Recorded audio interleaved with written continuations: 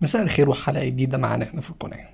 أخبار النادي الأهلي النهاردة ما بعد كارثة يعني مصيبة اللي النادي الأهلي اتكلم عليها جمهوره آسف امبارح، إن الأهلي خسر من نادي بيراميدز 2-0.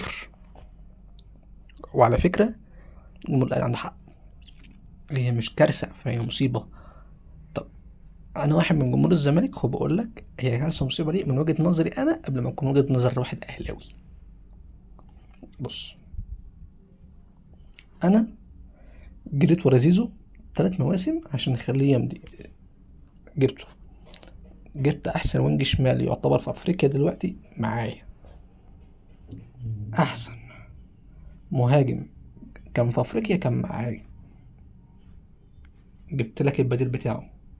احسن يعتبر نص ملعب وصانع العاب في افريقيا معايا، احسن تاني صانع العاب في افريقيا معايا، تالت احسن صانع العاب في افريقيا معايا، احسن حارس مرمى في افريقيا معايا. شوف انا جبت لك ازاي، يعتبر احسن دفاع كان عندي اشرف داري معايا. انت يعتبر معاك فرقة متكاملة، معاك ديانج ده حاجة من الاخر، يعني حاجة تخليك تشوفها تقول انت بتبني عليه فريق. لاعب نص ملعب متكامل ستايل اوروبي، يجيب لك كرة يسترجع لك لو حتى لو اتاخدت منك.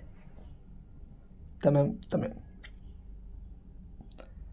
اللي حصل بقى كالتالي: الاهلي جمهوره قبل الماتش انا داخل اكسب الماتش ده، انا فوقك بقى من كام تعثر اللي كان قبل الماتش ده، احنا الاهلي من يوم فاركو ما كسبش. الاهلي من ساعه كاس العالم للانديه لحد ماتش امبارح ما كسبش غير ماتش واحد بس، من شهر 6 لغايه اهو في اول 9 الاهلي ما كسبش غير ماتش واحد بس.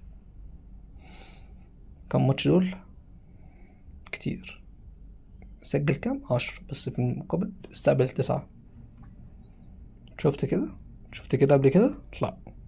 ده الاهلي اللي احنا كنا بنشوفه 2021 2022 2023 لا. خد تحت كلمة لأ دي 122 خط.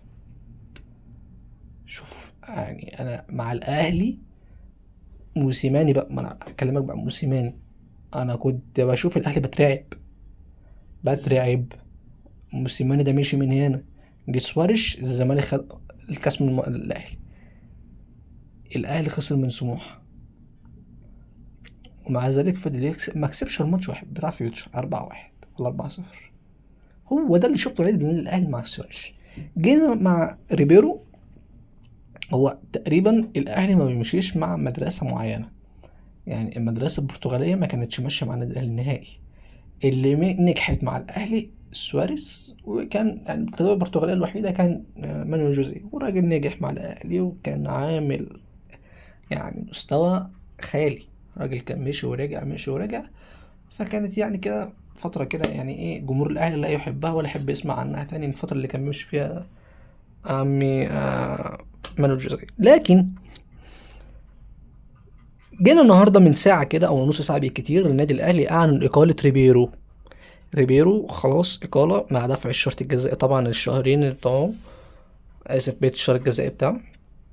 المفروض العقد لو أنت كنت هتفسخه فأنت هتفسخه آخرك امبارح قبل الساعة 12، لكن بالنهارده خلاص الراجل جه خلاص مسك الفرقة وكله بقى تمام. يعني الأهلي بقى مغصوب عليه يدفع شرط جزائي لريبيرو.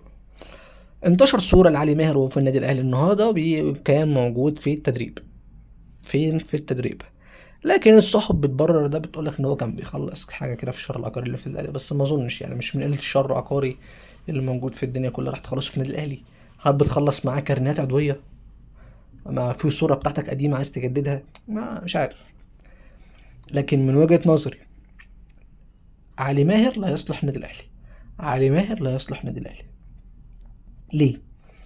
علي ماهر نجح مع الفرق اللي في الدوري دلوقتي اللي دربها عشان حالة واحدة بس، الفرقة دي عايز تفضل في الدوري، وعلي ماهر بيخليهم يفضلوا في الدوري. لكن علي ماهر مش هيخلي الفرقة تكسب الدوري. علي ماهر هجومي بحت، ممتاز هجوميا، كان مثل فحح وتفاح، كان تمثيله زي الزفت. هو كان العريس ابو دم تقيل ده، هو كان علي ماهر، ولسه مكتشف ده من شويه لما صفحات النادي الاهلي كانت منزله ميمز عليه. فعلي ماهر الاهلي ما ينفع، لان علي ماهر مدرب يخليك في الدوري بس ما يكسبكش الدوري، تفرق. ودي شخصيه البطل اللي المفروض الاهلي يبقى عارفها، ان هو انا كده كده الدوري بتاعي بس مش هفضل في الدوري. انا مش طالع الجيش، انا مش سموحه، انا مش اتحاد سكندري، انا مش اسماعيلي، انا مش غزل المحله، انا مش اسيوط، انا مش اي حد. لا انا في الدوري عشان انا ابقى بطل الدوري، على الاقل نفس الدوري، لكن انا مش هبقى المفروض ابقى سادس ولا سابع ولا ثامن. لا انا اول، ولو مش اول فتاني، ما ينفعش ابقى تالت. ودي اللي الزمالك فقدها، مش خطة البطل. لكن الموسم ده جبت مدرب مشروع وبينجح معايا، وبالدليل ان انت عندك ماتش النهارده قدام نادي وادي دجله. فنادي وادي دجله النهارده انا عارف يحصل ايه، ان وادي دجله ينزل ضغط اول 10 دقايق، الزمالك لازم يلعب دفاع متقدم. واقول لك ليه، لان ما فضل في واحد قدام هيجري، جريلي وده الدباغ. لا انا نفسي عمر فاروق، عمر فعلا في المساحات ده هيعمل لك احلى شغل. مدرب الاهلي الجديد هيبقى هو، اتمناه فايلر. بس ما اعتقدش ان ممكن نرجع مصر تاني، لكن يعني كان في كلام مطروح ان حسام بدر يرجع، ما اعتقدش ان حسام بدر يرجع برضه. حسام بدر والخطيب ما فيش بينهم توافق، يعني الراجل ده كان في بينهم توافق، على الاقل خلى استوديو تحليل في القناه، لكن ما فيش توافق بين البدري والخطيب نهائي. تاخد بالك الخطيب جه ماسك الاهلي، بدري مشي 2018 2019 18 2019. لكن في اسم تاني مطروح هو جوزيه جوميز، هل هو مدرب الاهلي الجاي؟ ممكن. الاهلي فريق بيقدر يجيب جوميز عارف بقى اللعيبه اللي في الزمالك دلوقتي، اللي هو ازو بس يقدر يمشي الاهلي. جوميز على فكره مدرس محترم، محترم جدا، مدرب محترم جدا جدا يعني، تقيل جدا. الراجل ده خلى الفتح مركز 19 وكسب بيه الاتحاد، وكسب بيه على الهلال، وكسب بيه الاهلي، كسب الاهلي بطل افريقيا، بطل اسيا. اتمنى التوفيق لنادي الزمالك النهارده قدام وادي دجله، ويعني اتمنى تشكيله الماتش يبقى محمد صبحي وعمر جابر وباك شمال تايب، ونص الملعب يبقى فتوح. ما اتمناش اكتر من كده.